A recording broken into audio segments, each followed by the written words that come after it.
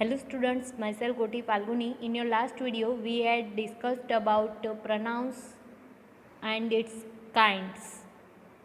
Right? Now today we are going to start its exercise. So your first exercise is fill in the blanks with a personal pronouns. So you have already learnt about the personal pronouns, what is personal pronouns and how many cases in personal pronouns. Now today we are going to discuss its exercise. So let's start. The bread man is at the door. Dash wants to know if Dash want any bread. Okay तो Bradman कहाँ पे है? Door पे है. You want to know तो मतलब कि आप जानना चाहोगी. If he want any bread तो वो क्या कोई ब्रेड चाहता है, मतलब कि इसके पास कोई ब्रेड है. If he want any bread. Okay next है let dash do this together. Dash won't make any mistake. तो let us do this together. We won't make any mistake. तो ये हमें साथ में करने दो, हम कोई मिस्टेक नहीं कर सकते. फिर है this is not my pen, it is blue. Okay तो ये मेरी पेन नहीं है, तो पेन के बारे में बताया तो यहाँ पे क्या आएगा? इट आएगा. राइट. फिर है दिस बुक इज़ माइन. तो आप बोलोगे कि ये बुक मेरी है तो क्या लिखोगे? Mine. I can lend it. तो ये बुक की बात हो रही है तो बुक के लिए हम इट का यूज़ करेंगे. इफ़ यू वांट तो आप चाहते हो तो मैं इसे आपको दे सकते हूँ. फिर है the guest have arrived. Get them. Them यानी कि गेस्ट की बात हो रही है, गेस्ट के लिए हमने देम यूज़ किया. Get them some water and refreshments. I will help them with the entertainment. तो मैं उनको एंटरटेनमेंट में मदद करूँगा. फिर है उनको मतलब उनको एंटरटेन करने में मैं मदद करूँगा. फिर है my friend name is Naina. She तो नैना की बात हो रही है. She is 15 year old. She washes the clothes herself. मतलब वो अपने आप से उस नैना की बात हो रही है. And she loves us a lot. वो हमें बहुत चाहती है. तो ये अस मतलब हमारी बात हो रही है. ओके फिर है I love my parents a lot. मैं अपने पेरेंट्स को बहुत चाहता हूँ या चाहती हूँ. फिर है दे मतलब कि पेरेंट्स की बात हो रही है तो हम दे का यूज़ करेंगे. They lives in a small town. We grow the vegetable our self. मतलब कि हम अपने आप से क्या करते हैं? वेजिटेबल ग्रो करते हैं. इन अवर किचन गार्डन. मतलब कि किचन गार्डन है वहाँ पे. अवर नेबर्स आस्क अस. मतलब कि हमें पूछते हैं टू अस हेल्प देम. उनको मतलब कि नेबर को इन देयर गार्डन. उनके गार्डन में हेल्प करने के लिए हमारे नेबर्स हमें पूछते हैं. I am a big boy. मैं बड़ा बॉय हूँ, मतलब कि बड़ा बच्चा हूँ अभी. I do all my work my self. मैं अपना काम अपने आप से करता हूँ. I help my mother also. मैं अपनी मम्मी को भी हेल्प करता हूँ. She is great cook. तो वो क्या है? मम्मी की बात हो रही है तो she is a great cook. वो अच्छी कुकर है मतलब. आई हेल्प हर मतलब कि आपकी मदर की बात हो रही है तो उसके लिए आप हर यूज़ करोगे. उसके लिए आई हेल्प हर. मैं उसको मदद करता हूँ to clean the dishes. She does all the other works herself. और बाकी का सारा काम वो अपने आप से करती है. मतलब कि अपनी मॉम की बात हो रही है तो हर सेल्फ. HERSELF. ओके फिर है ये अवर सेल्फ में OURSELVES. ओके नाउ आपकी नेक्स्ट एक्सरसाइज है B number exercise. Circle the correct pronouns in the following sentence. Okay तो जो आपको पता है रिलेटिव प्रोनाउंस क्या है, जिसमें वूज वू विच ये सारे वर्ड यूज़ होते हैं वो आपके रिलेटिव प्रोनाउंस है. तो वो उसका सही से यूज़ करके आपको सर्कल करना है. ओके तो पीपल, वू और whom. Walk daily remains healthy. तो वूम यानी कि पीपल की कोई चीज़ की बात हो रही हो तो वूम आता है, या किसी बिलोंगिंग की बात हो रही है पर ये तो वू मतलब कि पीपल की बात हो रही है तो वू आएगा. पीपल जो हर रोज़ वॉक करते हैं वो हमेशा करते क्या रहते हैं? हेल्दी रहते हैं. नेक्स्ट है द एरोप्लेन वूज तो एरोप्लेन की बिलोंगिंग मतलब कि पर जो सब्जेक्ट है उसकी बिलोंगिंग की बात हो रही है तो वुज आता है। जैसे कि द एरोप्लेन वुज विंग, जिसके wing caught fire crash landed in the sea. Okay, तो मतलब कि फायर मतलब कि जल गए उसके विंग्स जब क्रैश लैंडिंग हुआ ना सी में तब। This is the pen that, जब भी कोई चीज़ की बात हो रही है तो उसकी जगह पे दैट या विच आता है। तो यहाँ पे वो तो आएगा नहीं, वो तो पर्सन के लिए यूज़ होता है और इसमें पेन तो पर्सन है नहीं। So that I have been looking for since morning, तो यही पेन है जिसके लिए मैं सुबह से देख रही हूँ, मतलब कि जिसे मैं सुबह से ढूंढ रही हूँ। This is the new road which, ये रोड भी, ये वेयर जो है वो पर्सन के ये नहीं होगा, which I leads to the highway. Okay, तो यही रोड है जो हमें कहाँ पे ले जाता है, हाईवे पे ले जाता है। नेक्स्ट है the teacher told the children to mark the page which they had turn the correction. Okay, तो टीचर ने चिल्ड्रन को मार्क करने के लिए कहा पेज पे जहाँ पे करेक्शन था वहाँ पे, विच दे हैव करेक्शन यहाँ पे। Okay, which they had done the correction, where आएगा, सॉरी इसमें विच नहीं आएगा, इसमें वेयर आएगा, विच नहीं आएगा। ओके, तो वेयर दे हैड मार्क, जहाँ पे उन्होंने मार्क करा है ना वहाँ पे करेक्शन करने को बोला। फिर है for whom are you voting. Okay, तो वो आर यू वोटिंग नहीं आएगा, वूम आर यू, कि आप किसके लिए वोट कर रहे हो। ओके, फिर है this is the man was, तो यही मैन है जिसका पॉकेट वॉज पिक्ड। ओके, तो जिसका पॉकेट क्या हुआ था, पिक्ड हो गया था, मतलब कि पॉकेट हमने लिया था। ओके, नेक्स्ट है they the warden has a master key with which he can open all the rooms. Okay, तो वार्डन के पास मास्टर की थी जिससे विच ही, जिससे वो क्या करता था, पूरे रूम खोलता था। Okay, now C number exercise, fill in the blanks with a reflexive और एम्फेटिक प्रोनाउंस। ओके, तो रिफ्लेक्सिव और एम्फेटिक प्रोनाउंस से आपको क्या करना है, ब्लैंक्स को फिल करना है।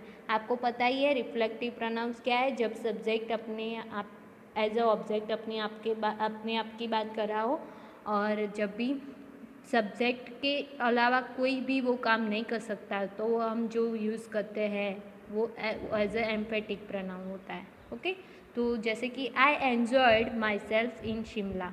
ओके, तो जो माई सेल्फ है वो सब्जेक्ट के लिए यूज़ हुआ है, राइट, एज अ ऑब्जेक्ट। फिर है राजा हिमसेल्फ स्वेप्ट द फ्लोर, तो ये जो राजा हिमसेल्फ है swept at the floor. Okay, तो ये जो है हिमसेल्फ वो आपका क्या है, एम्फेसिक प्रोनाउन है। ओके, ये राजा ही करेगा, उसके अलावा कोई नहीं कर सकता। नेक्स्ट है the teacher said to me don't strain yourself. Okay, फिर है Rajni herself prepared the meal. Okay, तो रंजिनी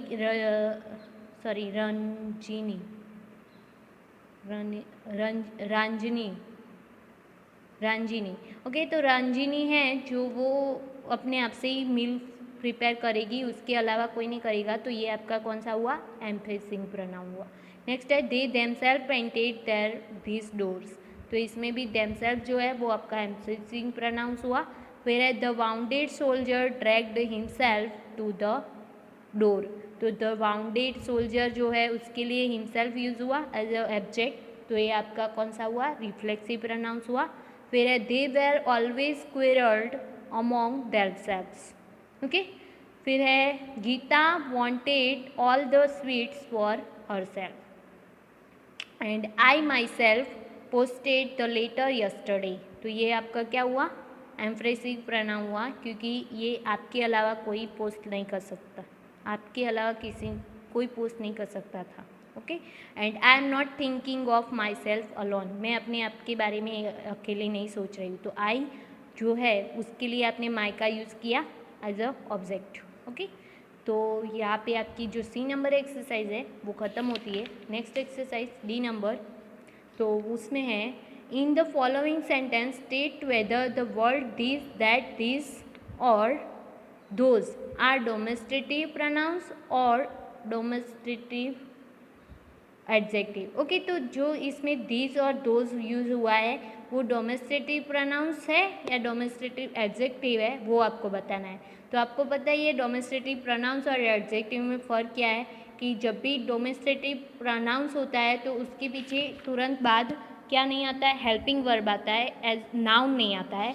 और डोमेस्ट्रेटिव एडजेक्टिव में क्या होता है, जो डोमेस्ट्रेटिव वर्ड्स होते हैं उसके तुरंत बाद क्या आता है, नाउन आता है। जैसे इसमें चेयर, टेबल, पेन्स, वेजिटेबल्स सारे नाउन है, तो वो क्या हुए, डोमेस्ट्रेटिव एडजेक्टिव हुए।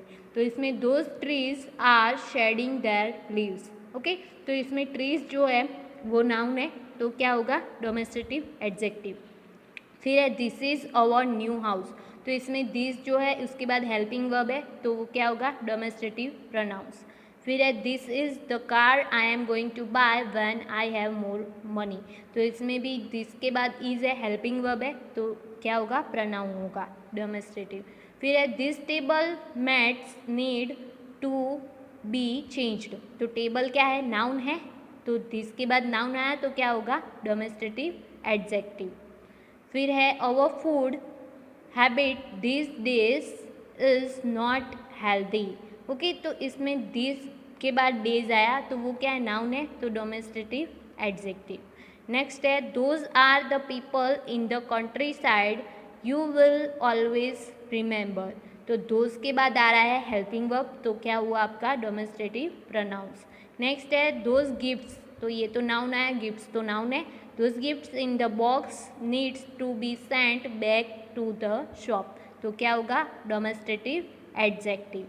और इसमें भी this lovely dress belongs to me, तो जो लवली ड्रेस है वो भी क्या है आपका, एडजेक्टिव है, सो क्या होगा, demonstrative adjective. Okay, so I hope कि आपको डी नंबर एक्सरसाइज समझ में आ गई होगी, कोई खास नहीं है।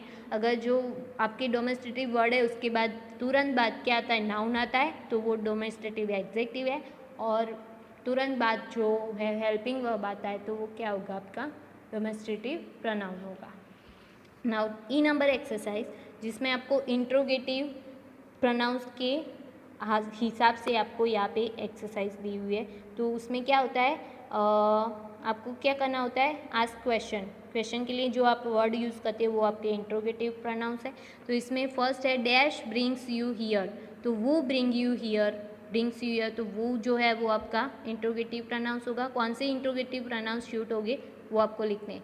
Dash of this three books is the best, तो इनमें से, इन तीनों में से कौन सी बेस्ट है, तो which of the this three books is the best. Which of your parents is working this days, okay. What is the colour of your uniform. फिर है who is the father of our nation, and which is the largest continent in the world.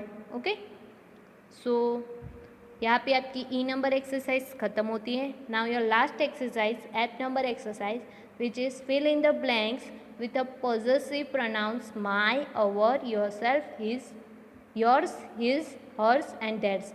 ये क्या है, आपके possessive pronounce है जिसमें आपकी ownership बता रहा है, right. Mine, ours, yours, his, hers, theirs, ये ओनरशिप दिखा रहा होता है ये सारे वर्ड्स।